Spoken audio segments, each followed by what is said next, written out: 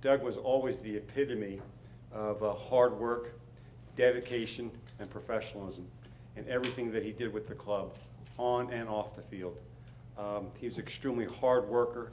He was dedicated. There was never a time where I ever questioned Doug's intensity or his willingness to try to make us a championship caliber team. It's a jackpot for this organization to be able to have him for 11 years. As we start continuing to look at the next people, there's no better role model than Doug was.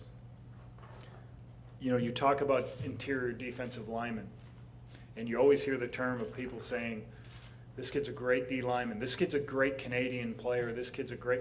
Doug was one of the, somebody who's coached offense this league for pretty much his whole career. He was one of the best interior defensive linemen in the league, no matter what his nationality was. And I think people need to recognize that. And it was a tremendous experience I had here, and I really feel like I've been a product of my environment in Winnipeg, playing for this football team. It's because of the people, the fans, the organization, the coaches, my trainer, Jeff Fisher. It's a product of that environment that created any success I had in my career.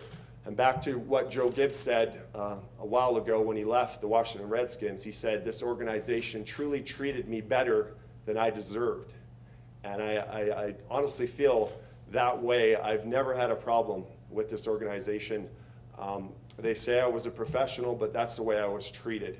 And it only fit to return the favors. I think the biggest thing for me, the biggest thing I'll miss is just, you know, there's a big void right now in my life in terms of my attachment to this football team. I think when you become a Winnipeg Blue Bomber, or when you play football for a decade and a half, that becomes part of the fabric of your identity. And when you retire, that's a big hole. That's multiple layers of things you need to replace as a person that is no longer a professional athlete anymore. So, you know, the excitement of the game, the adrenaline rush, that level of competition.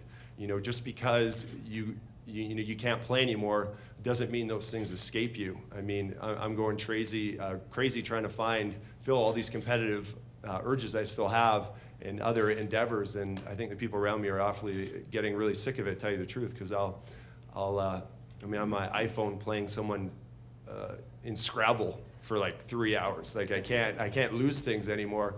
It's there's a big void there. So, you know, the competition, just the game in itself is definitely what I'll miss.